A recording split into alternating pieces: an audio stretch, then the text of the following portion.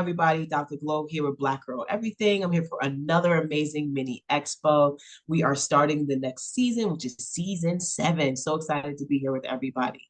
During mini expos, we meet with Black women-owned businesses and entrepreneurs and talk about their brands. And we have our first interview for the new season starting right now. So here we have the beautiful Natasha with me. Natasha, hello. How are you today? How are you today? I am fabulous. I'm so happy that we're actually going to share some space and have a conversation around your business and your story because it's a very interesting one. I know the viewers are going to really enjoy it.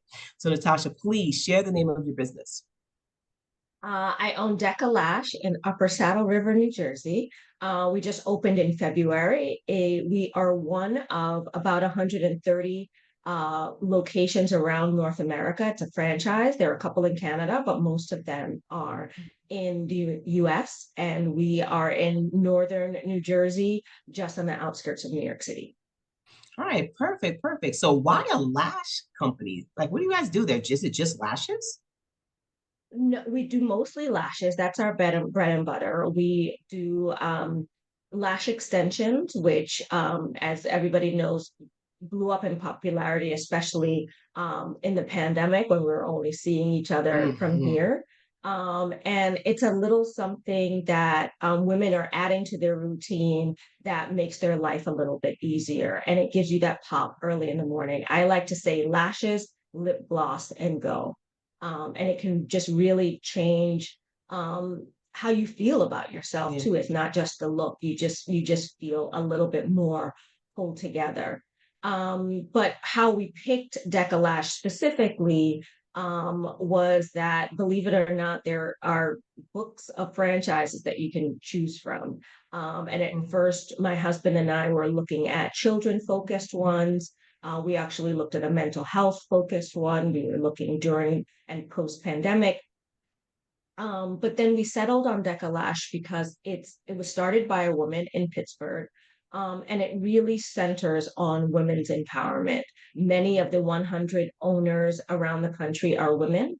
The employees are mostly women, and it's not just about being a lash tech. There really are ladders of improvement and a job employment advancement within Decalash. They have been techs that have gone on to become franchisees. And mentorship is something that has been big in my previous career.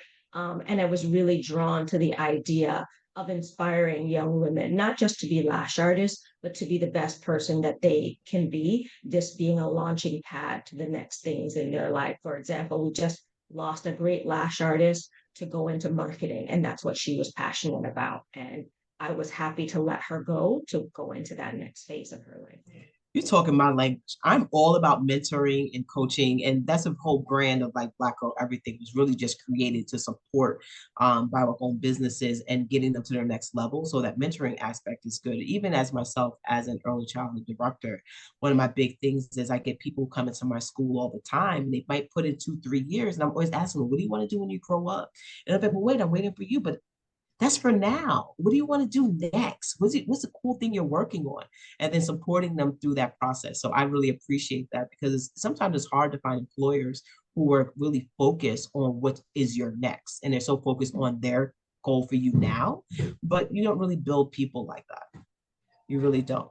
So you mentioned that your previous career, right? This is a transition that you're going through right now. So talk to us, what did you used to do? A big transition. For more than 20 years, I was a TV news producer. And I like to say, if you watched it on TV, I probably worked there. I worked at CBS, CNN, New York One, NBC, Fox Business. I don't think I'm leaving anything out. Oh, and ABC News. And I was behind the scenes. I did everything from uh, 9/11 coverage to I was the lead for New York Fashion Week for New York One for many, many years. My last few jobs, one of them was in business news, and the other one was in local entertainment in New York City, covering theater and music and beauty and that sort of thing. So I was always about putting things together and making other people look good. So I guess that sort of is equal with the Lash business as well. Yeah, that sounds like, especially when you mentioned Fashion Week, I was like, oh, that makes sense. It's an interest for you, right? Especially the beautification of people and how they view and see themselves. That is definitely dope. So, how long ago did you actually start this franchise? We started the process in 2022, but we didn't open our doors until February 2024. It was quite a journey, and there were a lot of hiccups. One of the biggest things was finding the real estate, finding the perfect place for us. That took about a year. And but Wow. we're really pleased with the placement that we're in. We're in a brand new shopping center in Upper Saddle River. And we've been embraced by the community. So we're really excited. Yeah, I can get you. I'm actually opening my first commercial space next week, my first sensory gym. And the location, it's I'm not there. It took me about 2.5 years really to get the Mm, nonprofit in a position to find the space and then actually find a space that I really love. And I manifest my life all the time. So it kind of fell in my lap. It was one of those, hey, why don't you try this right here? I see somebody standing out front that looks like they're moving out. And I did, and I actually got the location. Right. So it's like sometimes things happen when they're supposed to happen, not when we necessarily want things to happen. Because figure you could have rushed it 6 months ago, it might not have been where you really wanted to be. exactly, exactly. And I was just um talking to my son about this last night. It hasn't been an easy road, but everything has happened as it should. Yep. Finding this place, even down to getting some of the materials. We had people give us some of the materials we needed for startup.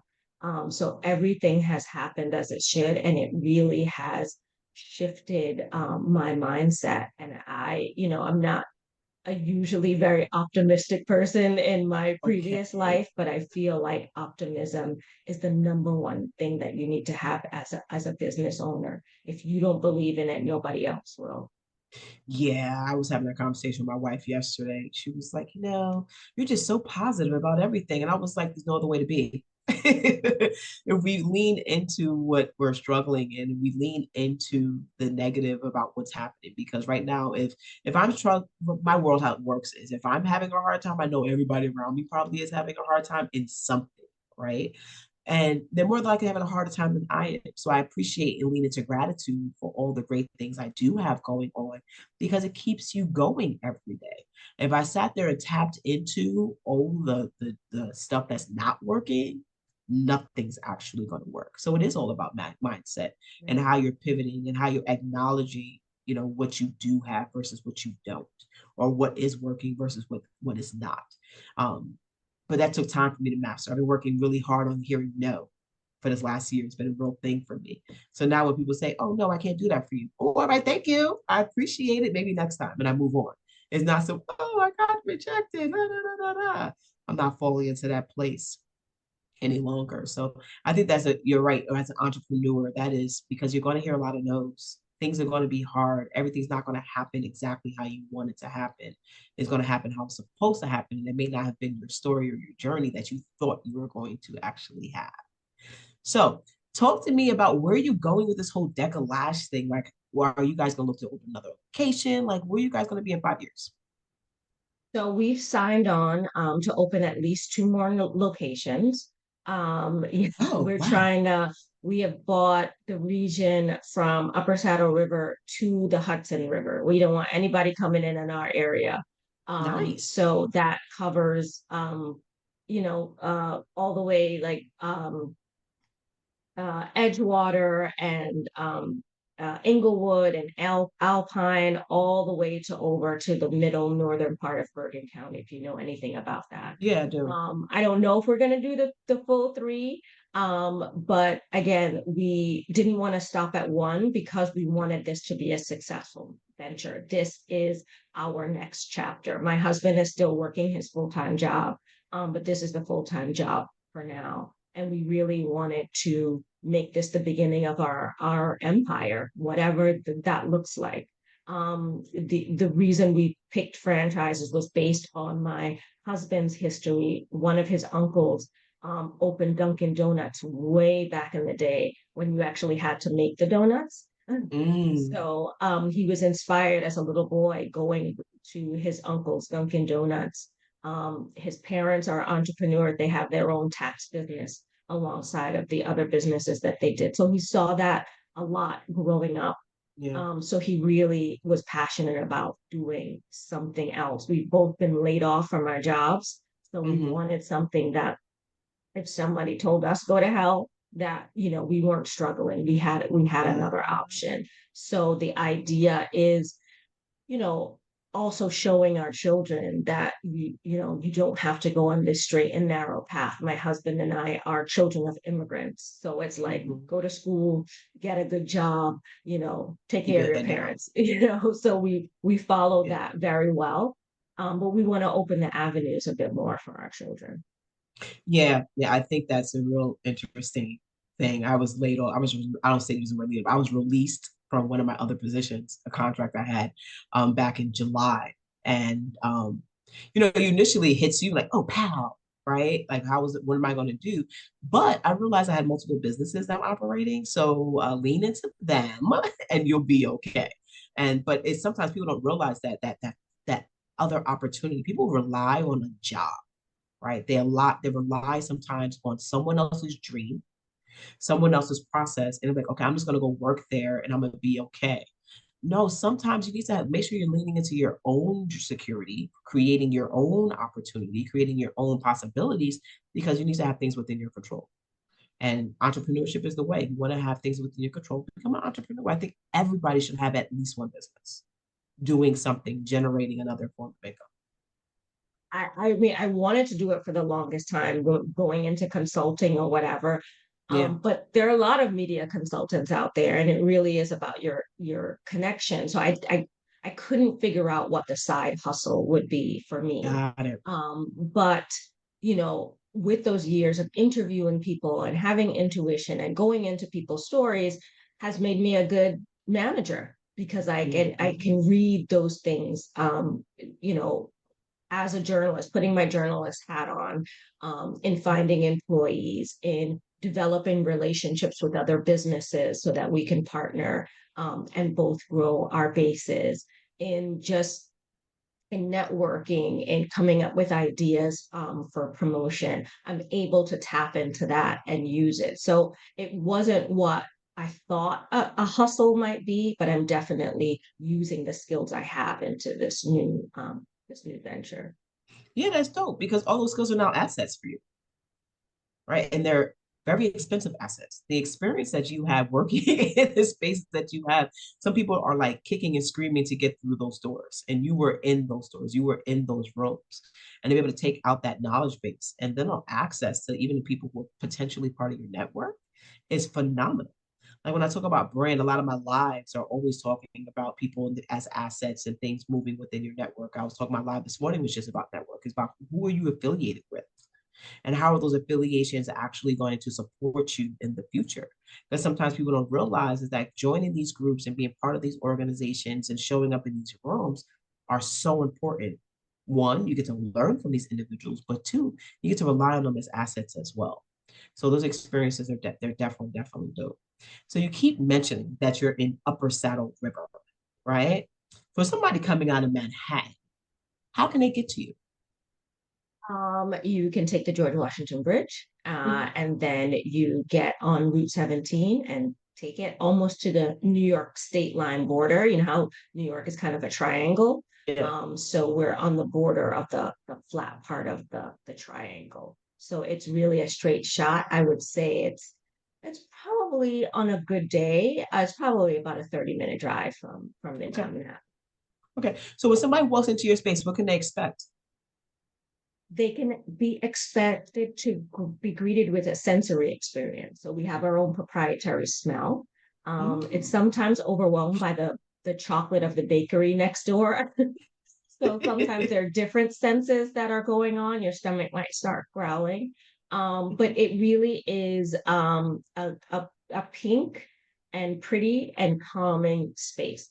So you're hit by the smell. And when you get to lay on our beds, they are ergonomic. So it's not just like you're laying on a flat bed. You really get cozy. and feel really good. We offer you a blanket.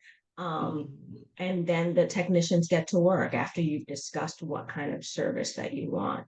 And we say that lash naps are the biggest compliment. When I walk out of my office and I hear a chorus of snoring, we're doing something right. People are comfortable. I get that. I can dig that. I can dig that. So how many technicians do you have currently? We currently have two. We're going in a Okay, bit of a transition, but we have 5 beds. got it. And we're hoping by the end of the year, we'll have at least 4 full time. Okay, perfect. So if somebody was interested in actually becoming a technician at your location, what could they do? And we are looking, we're always looking. You need to be a licensed esthetician or cosmetologist in the state of New Jersey. Mhm. And if you have some lash experience, we'll welcome you. None is actually required, but we are looking for someone who has some experience because it really is a talent and a skill. Yeah. And we have an extensive training that in some cases and at other locations, people haven't made it through the training because it is really tough. But it is a paid training where you're working on lash models, as we call them, usually calling your friends and family so Mhm. that you can get your practice in, so that you can get your certification. People with experience that can take as little as 2 weeks, Got and it. then you can take paying clients. We pay an hourly wage as well as commission on services and on products, and we are membership based model. So people come in and buy a membership, and by buying a membership, you can come twice a month for the services that you want. If you want lashes, we have some that go all the way up to you can pay for our mega lashes, and you also get complimentary under eye pads every time you come in for your membership. So the lash artists make a commission off of those memberships, and that's how they build their book Mhm. and get repeat clients. Your repeat clients. Oh, cool. So it's a membership model for people who come in. Interesting. That's definitely dope. That's definitely dope. So if you were to share something about the business that you would want people to know, what would that be? Like your motto. What is that? Definitely find out more of who you are. Ooh. And I think my lesson was I found out I'm tougher than I thought I was. Um, Mhm.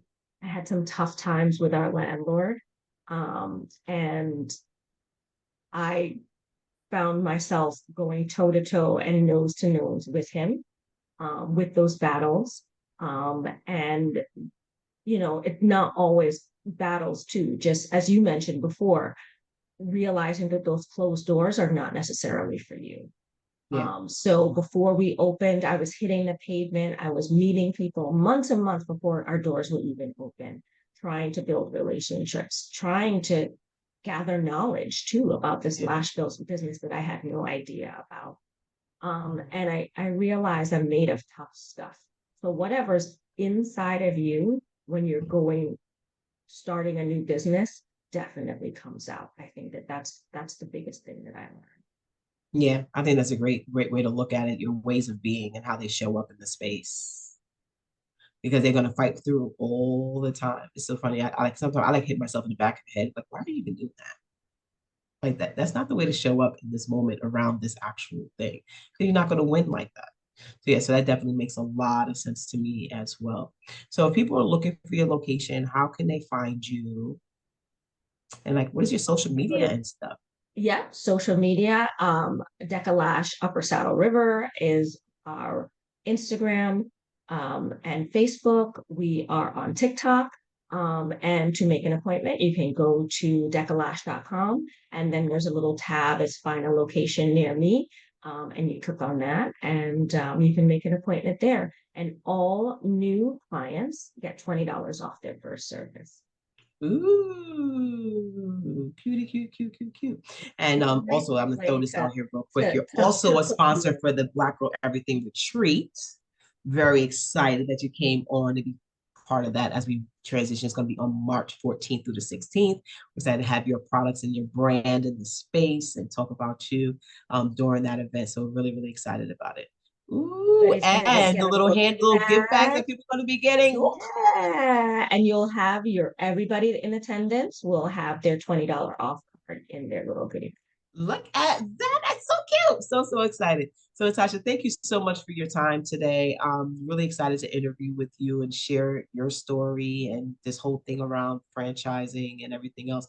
I'd love to revisit a conversation with you, with folks around, opening franchises, because I think people don't understand how easy or hard it may be, but that's a future conversation we can talk about. Get you I on my would other love to channel. have that conversation. I would love to have that conversation, especially what you were saying about having a side hustle. Yeah. My biggest thing was like, where are we gonna find the money for this?